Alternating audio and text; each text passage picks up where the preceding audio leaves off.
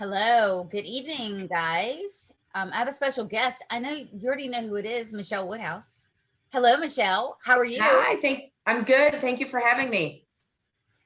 Well, I'm very enthusiastic, just on a personal level, enthusiastic to make this more public than I've made it before. That obviously I'm endorsing your candidacy, but Education First Alliance is so strongly behind you because of all your work, really in educating the entire state of we care about.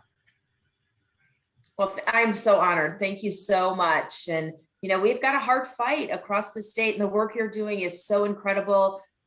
What the lieutenant governor has exposed has been so pivotal. And, I really think this is going to be the mama bear midterm, where we are going to see in North Carolina, much like we saw in Virginia, where parents who are so upset about what they're seeing in their schools are coming out in droves to say, we need a change. It's time for a change. They really are. And I mean, we've talked about critical race theory for a while, but North Carolina is really on the map as the epicenter for social emotional learning. And I looked at your Facebook page last week and I literally jumped out of my seat. I might have even spilled my coffee. And I'm like, Michelle totally gets it. You get the threat. We've been talking about Chuck Edwards, your opponent, being involved in the mental health bill of 2020, which brought us social emotional learning, grooming, and surveys and psychiatric clinics in every school. So tell us what you think about social emotional learning and how you're going to eradicate, because ESSER funds and ARP funds are attached to that coming into our classroom. How are you going to be the firewall between DC and the classroom? Well, and I think one of the things I think that we have to do at the federal level is we have to immediately start defunding the Department of Education. I mean, that is the department that has completely abandoned our children. It's become a cesspool of bureaucrats that are trying to push a social agenda onto our children. And the states take so much money from the federal government, and every one of those dollars has strings attached to it. And that's why we end up in a situation that we do with social emotional learning, CRT, grooming, everything that kind of falls under that umbrella. And when we look at what happened here in North Carolina, and I look at someone like Chuck Edwards, who claims to be a conservative, who voted for a bill that maybe on the surface, they thought the idea of social emotional learning was good for our kids, but no one read that bill. No one unpacked it. No Republican who was part of that did their due diligence. And you know this better than anyone. But what I've been shocked by is when I've challenged Senator Edwards about this on the campaign trail, he doesn't even know he voted for it. He doesn't understand that social emotional learning and CRT go hand in hand. So it is unbelievable when someone can get out on the stump and talk about wanting to go to Washington, D.C. and fight for the people of Western North Carolina when they've become such a career politician in the swamp on Jones Street that they're voting for bills that they don't even know, that they don't know what's in them. They haven't read them, and bills that really hurt our children and families. Yeah, I mean, he's total establishment. The problem is the establishment and the state of North Carolina brought us critical race theory. They brought us social emotional learning, and now they're not doing anything about it. I reached out to Chuck Edwards, I think it was a couple of months ago, and I brought this to his attention. I said, what are you going to do about social emotional learning? Completely blew me off. And I told him, I may have asserted myself, listen, we have a lot of people on the ground. You may want to, focus on what's going on. He's one of the few people in the General Assembly who actually did not know who we were. By the way, I keep saying this. Mike Lee is chair, a senator, chair of the Education Committee in the General Assembly, also hiding under his desk. But your opponent, he knows now that we've brought it to light, he knows what his vote is, and I think he's running away from it. Yeah. Well, I say this often when I'm talking to constituents, and it's always startling to me when I see it happen. When you see the lieutenant governor on his porch talking about pornography in our libraries, when he's showing books that are being shown to K-3, when we're seeing the radical indoctrination messaging and sexualization of our children, and he's talking about it and bringing it to light from the General Assembly standpoint, he stands on that porch alone. There are no Republicans Yeah. who stand there with him. No one stands there and fights with him. You know, we're here. I'm out on the campaign trail in Macon County. I've been here for a couple of days, staying at my mom and dad's house. And Macon County is in the far west part of the state of North Carolina, very conservative community.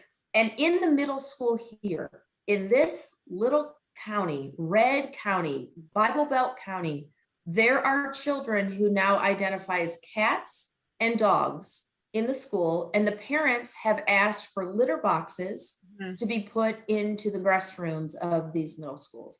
That's how far this ideology is trying to take our children everywhere. It's everywhere.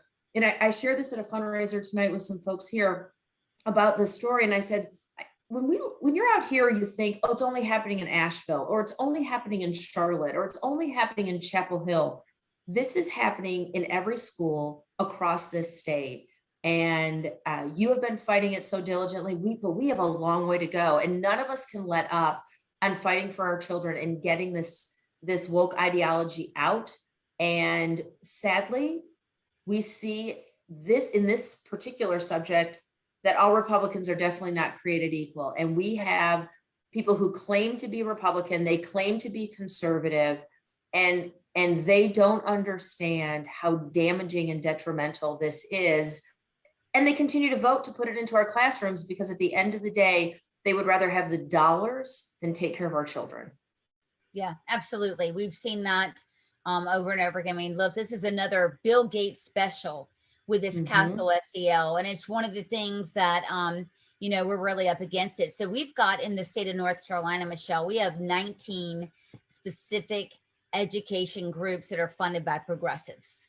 They're think tanks, they're activists, they're, you know, teachers, unionists, whatever. We have one, that's us fighting at the state level for this. And we've been able to accomplish quite a lot. Obviously, we've got some willing partners in the General Assembly. You mentioned Mark Robinson, but again, and I want to stress this to everybody, we have got to have a firewall between Biden and the classroom. Michelle is it. Michelle is it. So these primaries determine the kind of Republican leadership that we're going to have in this state, for sure. So this is a very, very pivotal primary.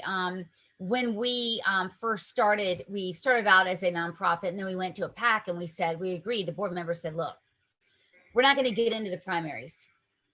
Yeah, it's contentious, et cetera. And then maybe a week later, we said, gosh darn it, we have too much to lose not to, because we realized that the fight is in the primary.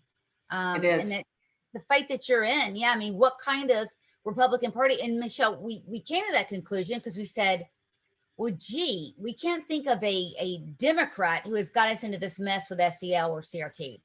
It's been the Republicans. So absolutely. You know, why wouldn't we get involved? And that's when we made the decision.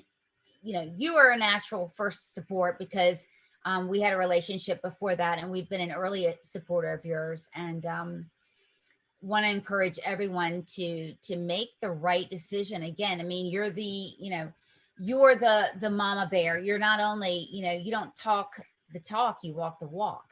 Right. Well, and we have to. I think it is, I've said this many times, if you asked any candidate, Republican candidate, you know, do you support CRT or SEL? They would say, of course not. Do you want our children indoctrinated? Of course not. They're gonna pound their chest on the campaign trail. But I would encourage everyone who's watching this, and I know you do an incredible job of vetting this. People got to do their homework. You have to look and see if they're a politician, how have they voted? Who's giving them money? Whether they're a politician or a candidate, who's giving them money? That'll tell you exactly who they will be beholden to. And if you're looking at someone's FEC report, like a Chuck Edwards, and it is a Rolodex of lobbyists out of Raleigh, if it's the Good Old Boys Network out of Raleigh, if it's other people who voted and supported to put this into our classrooms and do this to our children, then you know exactly what you're going to get. And that's why we have to be so diligent in looking at candidates and really vetting from the bottom to the top. You know, it's this race is at the top of the ballot, but we look at races across the state and so many people jumping into school board races. We saw how detrimental it was not to have the right people in place there. We've got to be paying such close attention. So I'm so grateful for the work you're doing, for the support you're giving to those of us who really lock arms with you to fight this cause, because if we don't take care of our children, none of the other stuff matters. Yeah, and it will not stop unless and until we stop it. So absolutely. I really want to thank you for taking the time tonight. Your endorsement is very special to us. And we couldn't just, put a little artwork out there. We got to put a little love into this one. So thank you again for coming on. And again, tell us what your website is. If people want to make a donation tonight, how do they do that?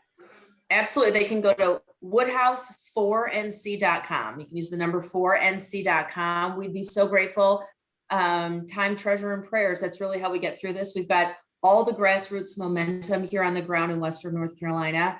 And we're in a fight. We're really in a fight, and we've got to protect this seat and make sure that we send a strong fighting conservative to Washington, D.C., because we've got Chuck Edwards taking up the Rhino establishment lane. But if, gosh forbid, a Democrat were to snag this seat, the woman that they've got running on the left is squad liberal, and it will be unbelievably devastating, not only to our communities here, but to our state. Yeah, that can't happen. That will not happen. We are not going to let that happen.